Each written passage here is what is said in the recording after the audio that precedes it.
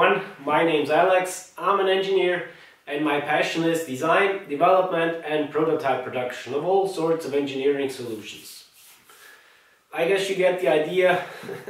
I bought a new machine, even though it's not in the video frame.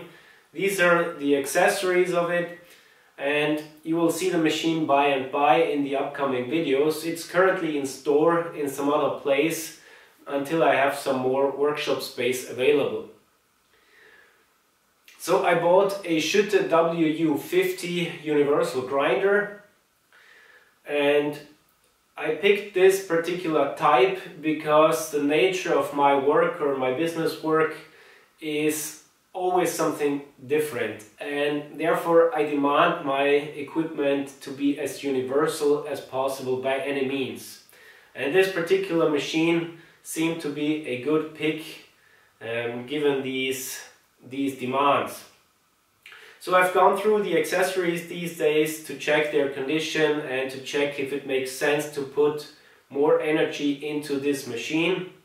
And from the looks of it, it seems that I've been lucky with this particular machine, because it seems that the past 25 years it's been in almost no use.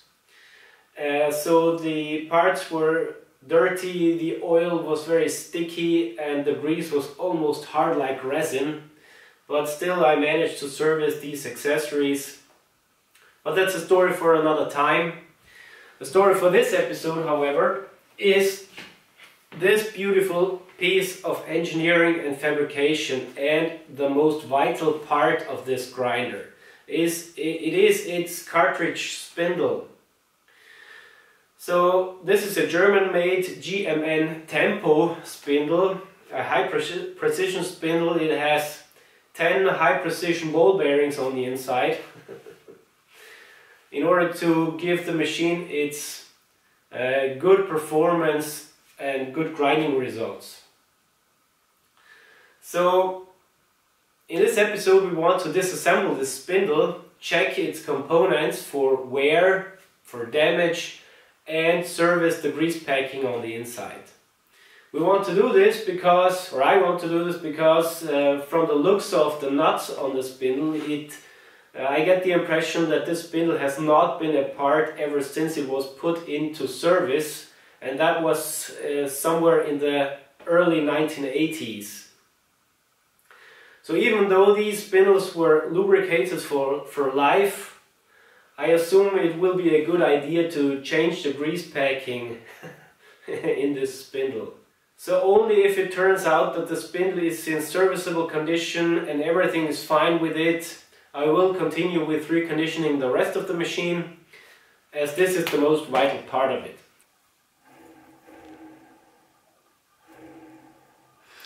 Alright, so I've very carefully checked this spindle up here in the vise in order to make the following measurement. And what I wanted to point out first, however, is that I have a good feeling about this spindle, because this one ring here is a nut that you use to adjust the axial play of the forward bearing package.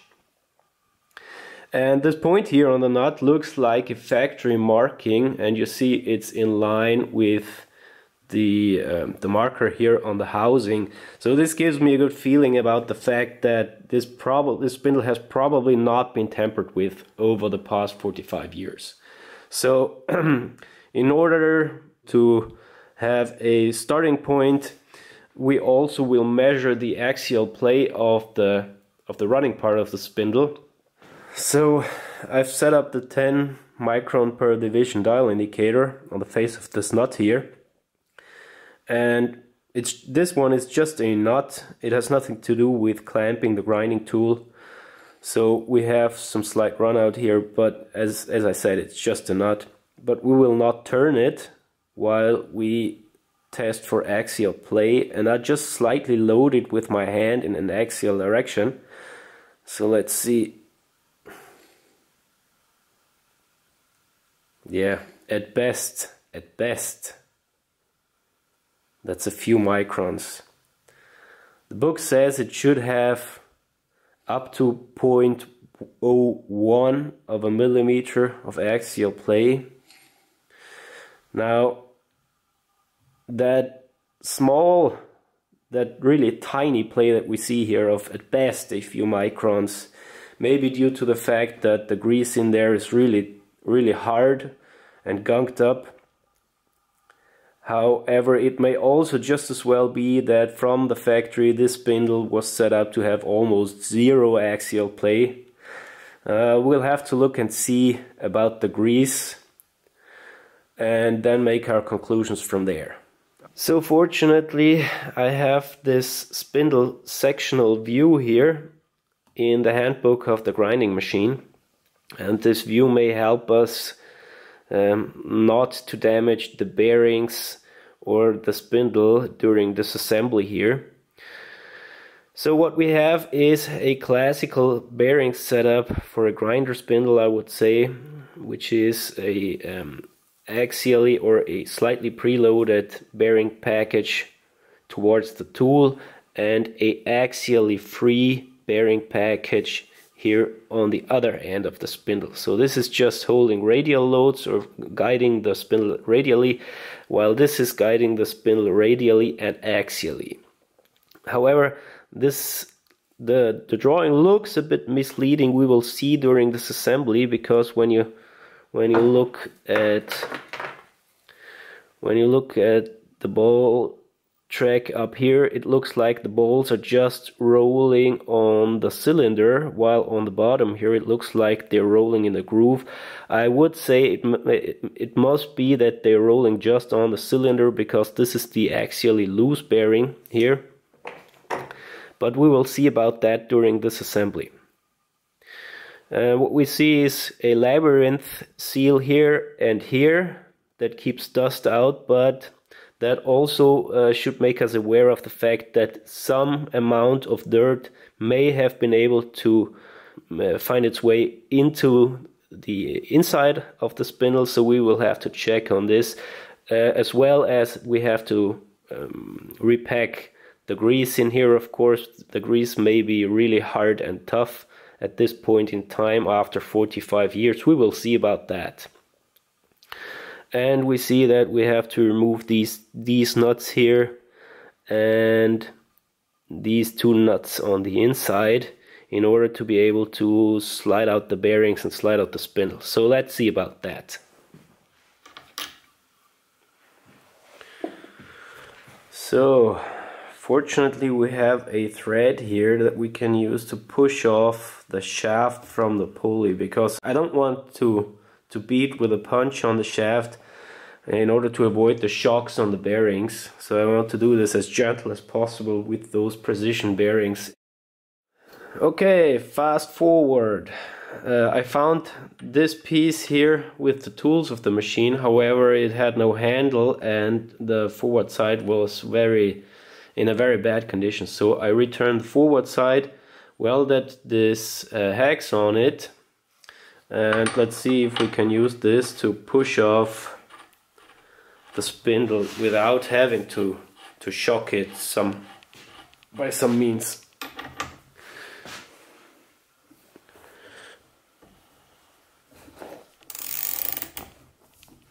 Oh, that was easy. So I have this flat here on the spindle nose. It's used to tighten the grinding tool, and I will gently chuck the spindle here. And I made this tool that has two pins on the face of it, and those two are for the other nut, and it's just an extension with a tube and a fine thread nut welded on it. The nut is of no importance, it's just the hex that I need. And now let's see if I can break the inner nut loose.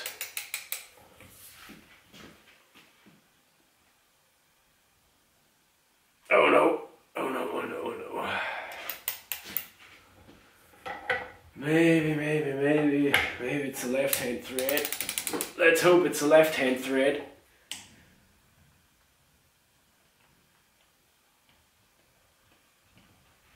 Yes, yes, yes.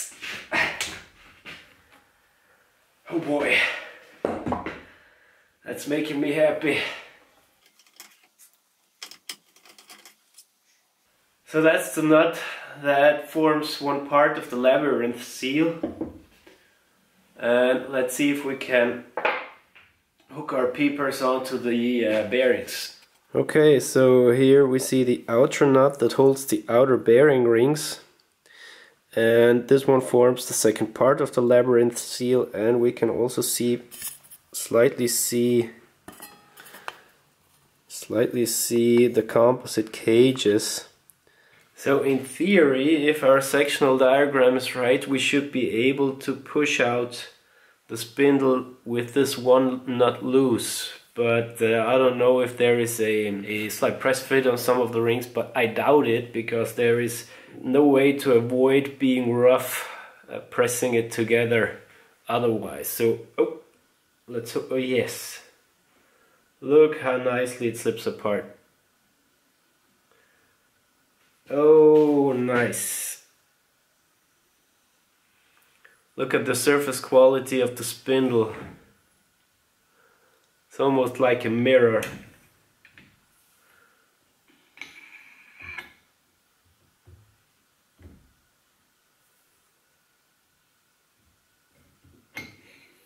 Yes. Look at that.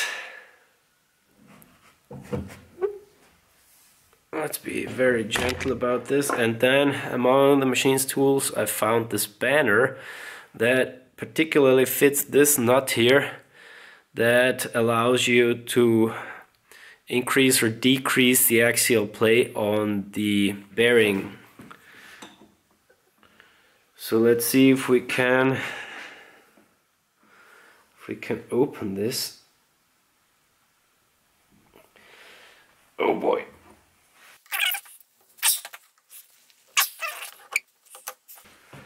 So if I am a bit rough on loosening this nut, there is no load on the bearings.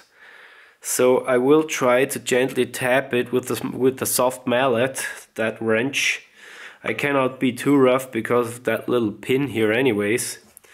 But it is too tight for hand loosening. So let's see. Yes, yes, yes. It's coming.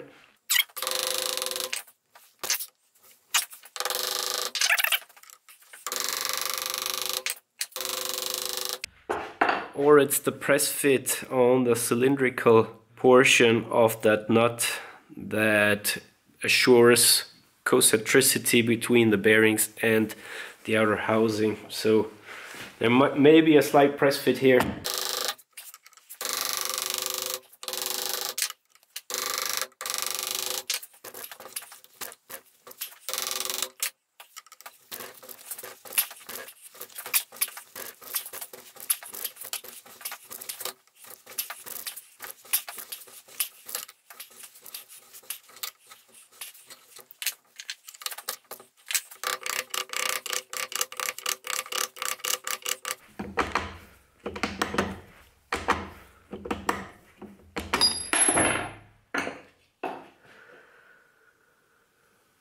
Fortunately, that's just a spacer.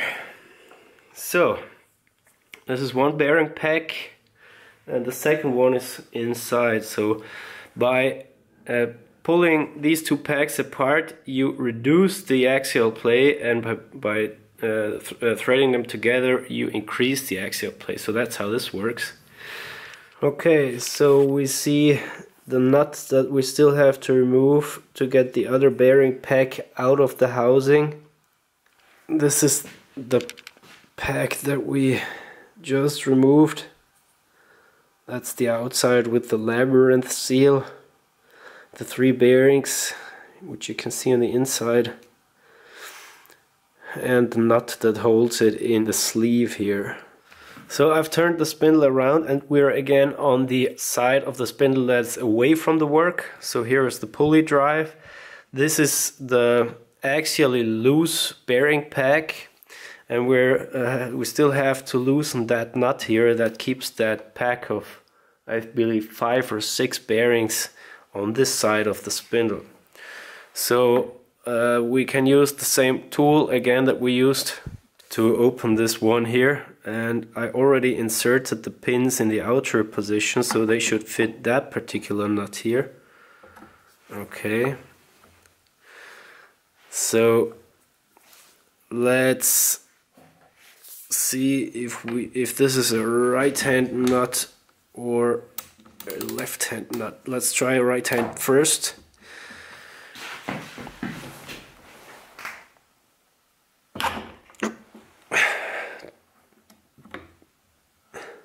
Oh, it's already loose.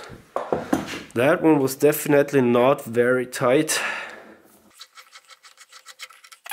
First glimpse at the grease in the spindle.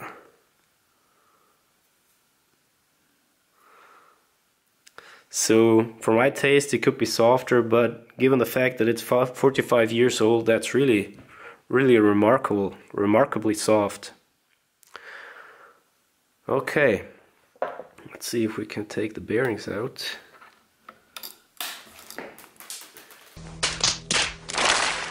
And the smart boy already lost one ball, but I saw where it fell. It's about time to get a bucket here, or some container for the balls. Give me a second. 5, 2, that's all of this race.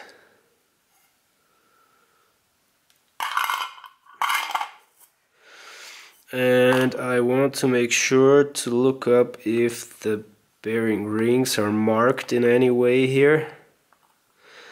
I will most definitely put them back in the same order, but it doesn't look like they're marked pairs, I mean. Okay, so that's number 1.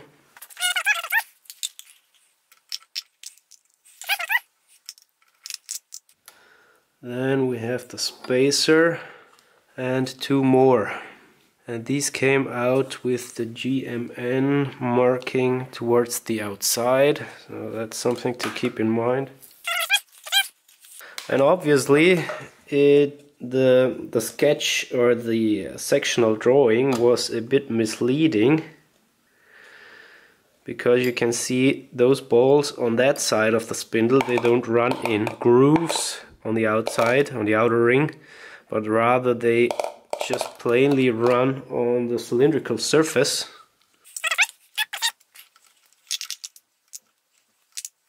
And we have the spacer tube.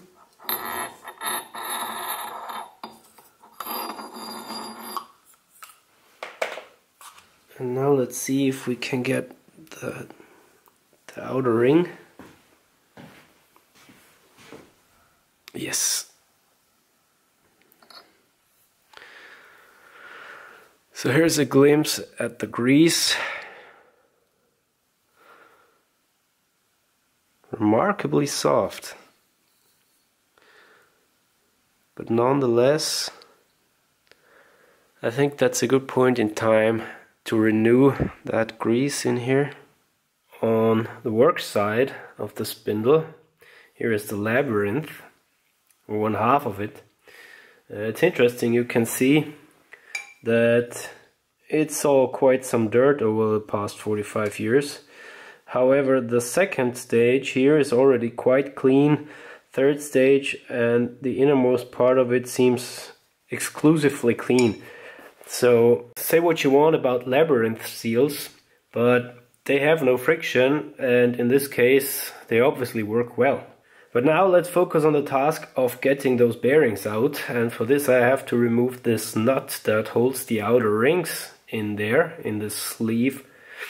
And for this purpose I made this tool here. It's a very simple one with just 2 pins and a welded on nut.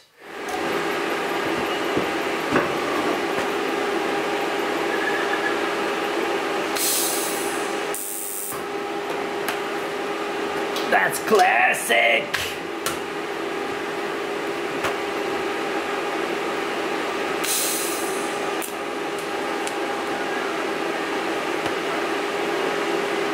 In order order to hold the sleeve, I turned the aluminum soft jaws here on the MCO lathe to receive this outer diameter. And let's hope that's adequate holding power to open this nut. We're in low gear, so that's good. And now let's see about getting this open. Yes, very nice. Seems to be my lucky day today, but I will not fully open this because of all the dirt and the possibility of dropping another bearing ball, and I will do this on the workbench.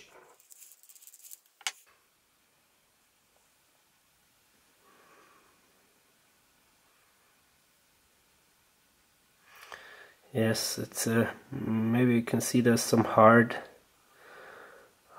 parts of the grease in remarkable well condition. Okay, so now let's check. There is markings. We have definitely 3 marks here. So where's the 3 marks on the outside? Yes, there they are. So this is a matched set of rings. So you can see three marks here, 3 marks here. So we will put in those rings accordingly. And those marks are so that you do not accidentally assemble the inner ring that way. It would be possible to do this because it looks quite symmetrical, but the matching is so that all the bearings that are on the inside have the same axial load when they're loaded, and not one bearing has more than the others. So that's why these things are matched, and this is something we have to be very careful about.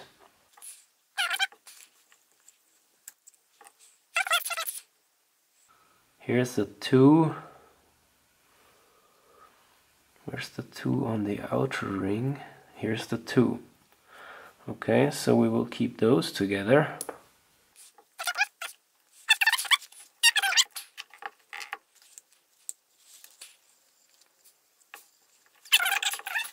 So this is just some PVC rod.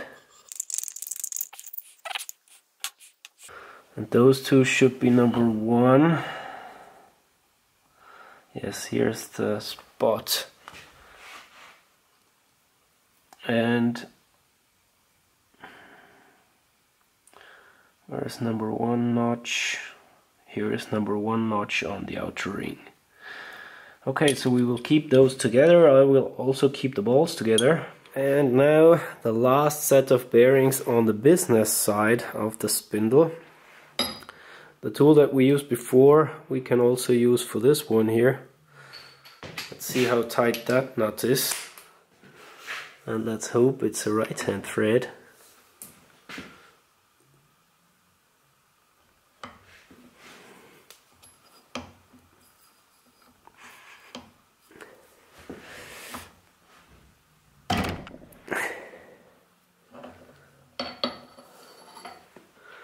Nut came loose and one of my pins came out in the process.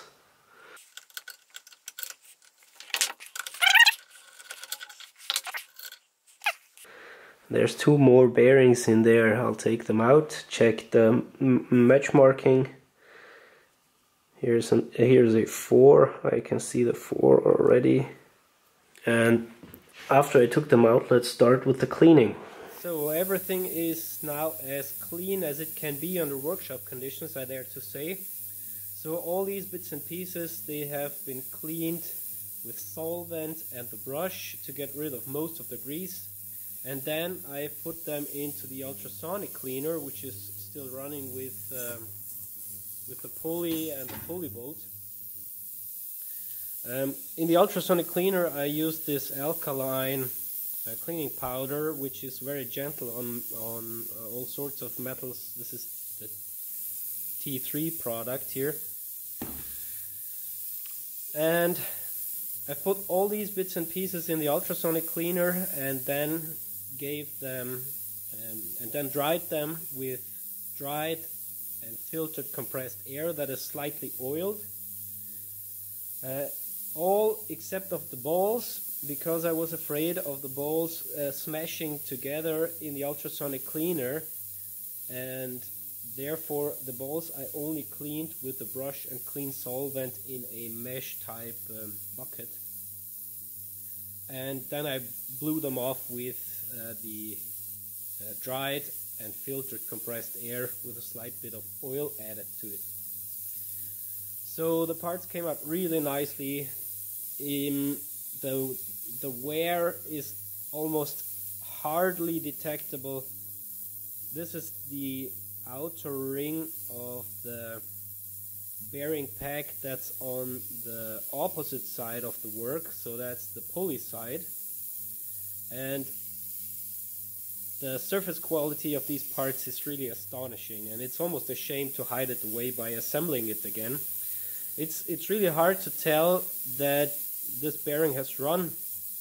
However, there are very slight indications of where the balls did touch the outer ring.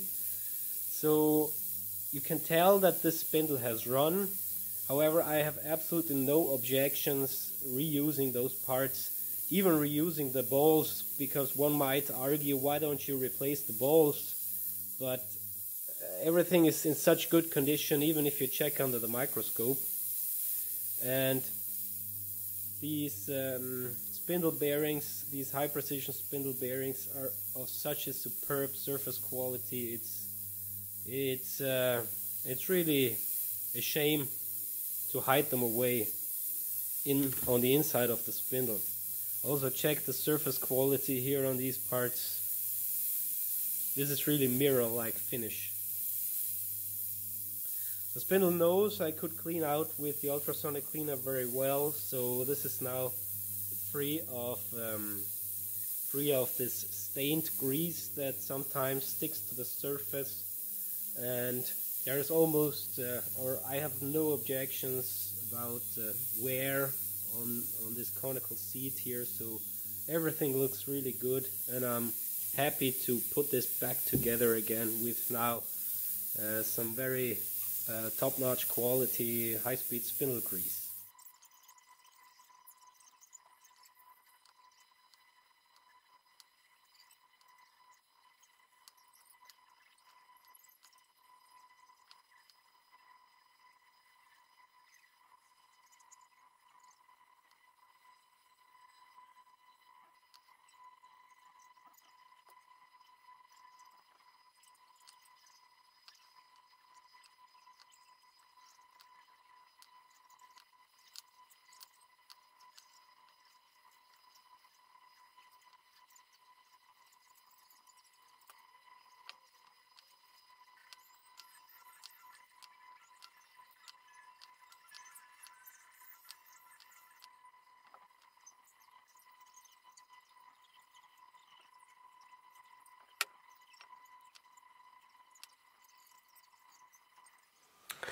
So I already packed these two with grease off camera. Now we have to jam them axially in with that nut here. This nut was in quite not so tough. Let's set it to 50 Newton meters. And let's feel it.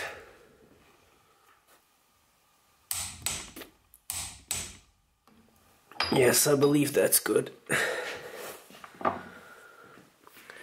So that's also 50 Newton meters, which I think is maybe appropriate here. I don't have any torque specs, but still. Yes, I think that's good. Feels about the same as the torque that I needed, that I had to apply to loosen the nut. You must not forget that bushing.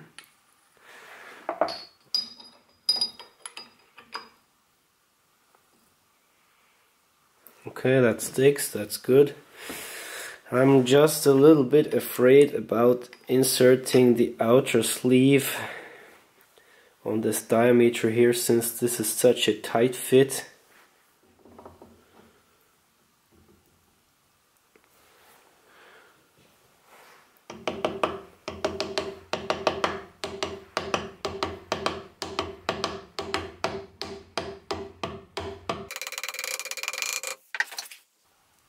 Yes.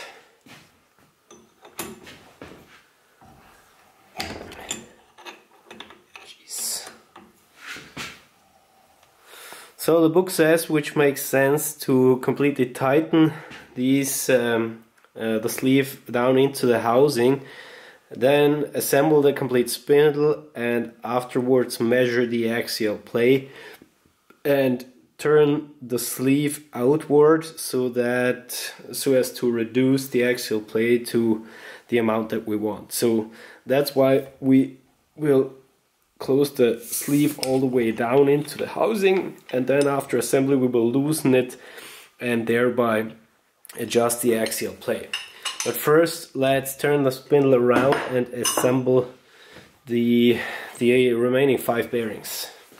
So this is the last one of the bearings on the axially loose side, that is the pulley side of the spindle, that I have to pack.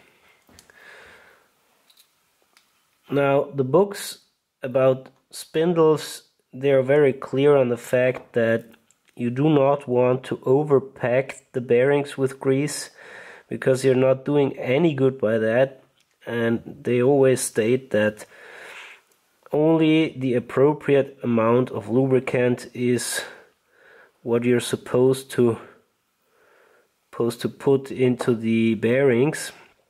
And what I'm trying to do here is to put in about the same amount of grease that I found when I disassembled the spindle, because I'm quite sure that nobody opened the spindle after it was originally assembled.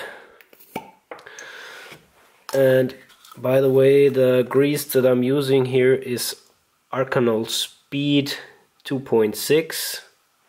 It's made by Schaeffler, made in Germany. It's a high-speed spindle grease, so it should be very appropriate for this type of spindle. Okay. So I put in a drop in between the rollers here as well before I put it in. First is this spacer that we have to insert. Alright, then we must not forget this bushing. So this is clean and greased. Now we insert the outer bearing ring after we have lubed the surface.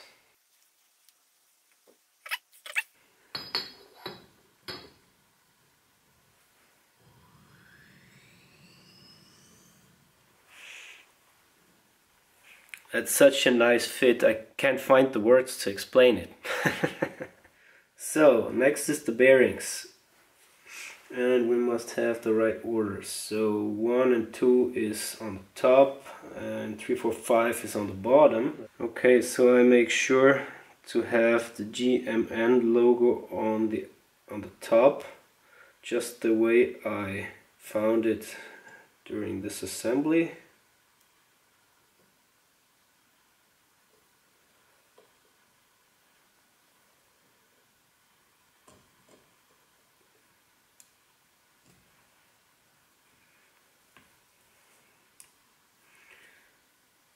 So that's 5. Then the spacer.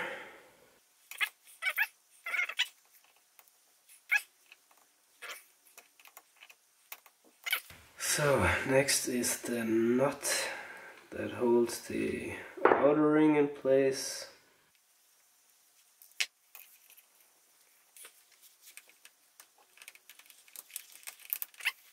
So now we have to insert the shaft. However, that's not such an easy task because we have to align all the bushings during the insertion. Yes, I know it sounds stupid. First, let's lube up the shaft. Yes, I know, guys. I think the same thing.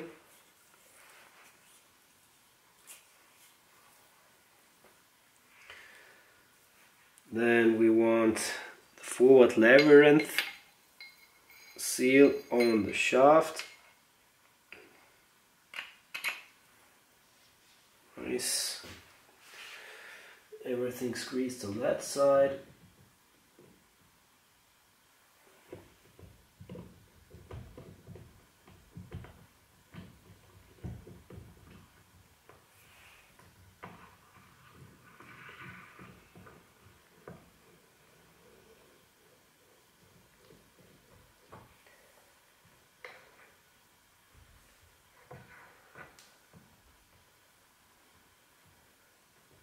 That conical end really helped aligning all this stuff. Now I have that. No, that's no problem. Okay, so that looks really nice.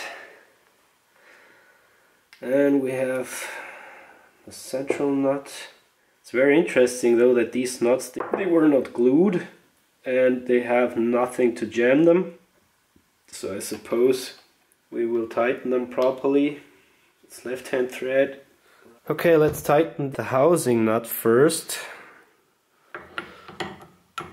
And I believe I will use the same 50 Newton meters that I used on the other housing nuts.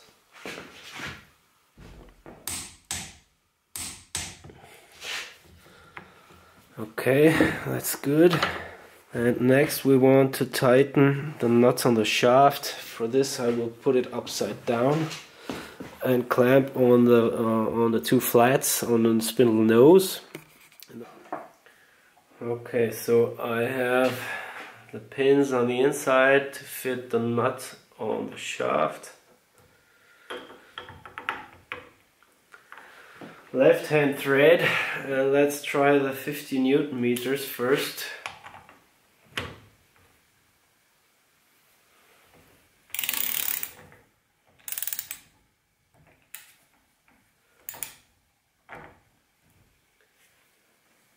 Double checking, yes, tightening gives no preload on the bearings.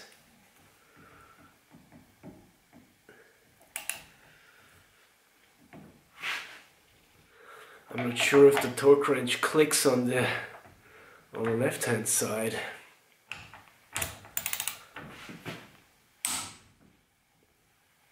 That's a little bit too tight, or a little bit more than 50 Newton meters.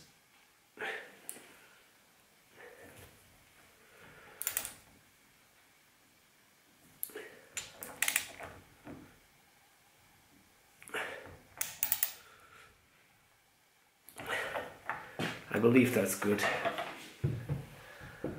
Okay, let's check for the sound.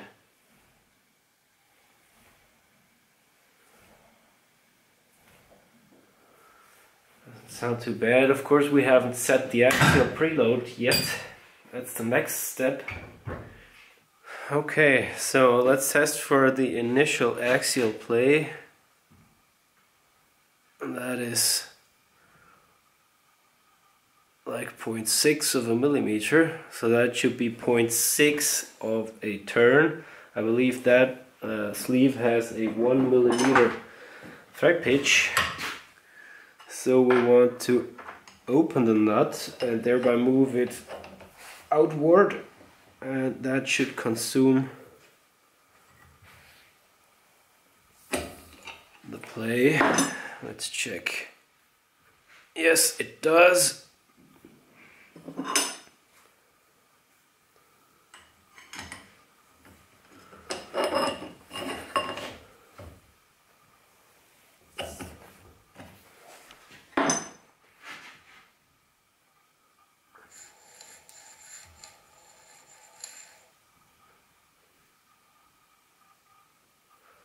0.3 of a millimeter.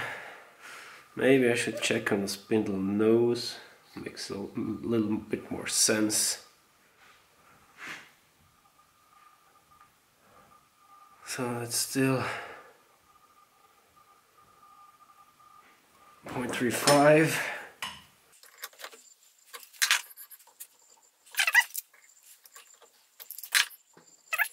I'm not sure if you can see it on camera. Here is the original dot on the graduation, and we're 1, 2, 3, 4, 5, 6, 7, 8, 9, 10 increments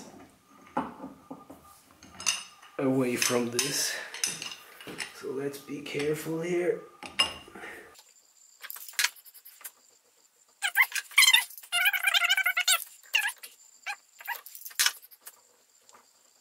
Oh, that's maybe half. That's 5 microns. The book says we should have roughly 10 microns of play. We found during disassembly that the spindle had almost 0, maybe 1 or 2 microns of axial play. Half a micron, 5 microns as we have currently. It might be a really good trade-off between that, but let's tighten it up just a slight bit more. Maybe that far.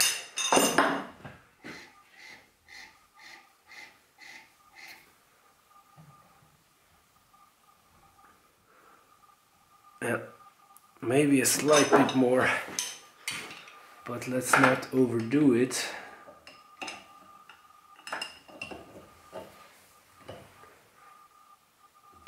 Yes.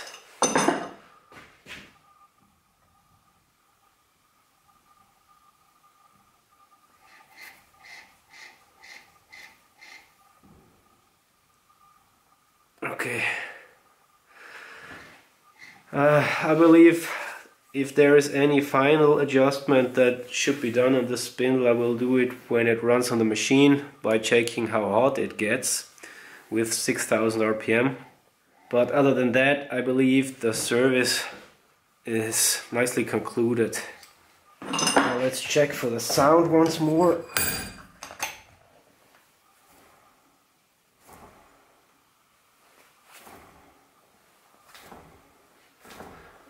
Of course, the grease is not yet well distributed in the spindle, but I can really feel nothing but silky smoothness. Everything else would be intolerable for a grinding spindle. But I believe, judged from the sound, it was really necessary to change the grease, because now there is absolutely nothing I can hear apart from smooth running sound. And it was not that smooth before. Of course, the most important moment comes last in the video. So was it even worth the hassle to service the spindle, Alex? Yeah, good question. So let's check the radial runout of the spindle nose, or to be more precise, of the cone on the inside of the spindle nose that carries the tool. And for this purpose I have this 2 micron per division dial test indicator here. So 2 microns per division, that's a bit less than 1/10,000th of an inch per division. Okay, so needle is alive. Let's see. Oh yes, that's good news. So as I said, it's a 2 micron per division dial test indicator. And what's that like? Looks like maybe 1 micron. Let's check another location. Location more on the inside.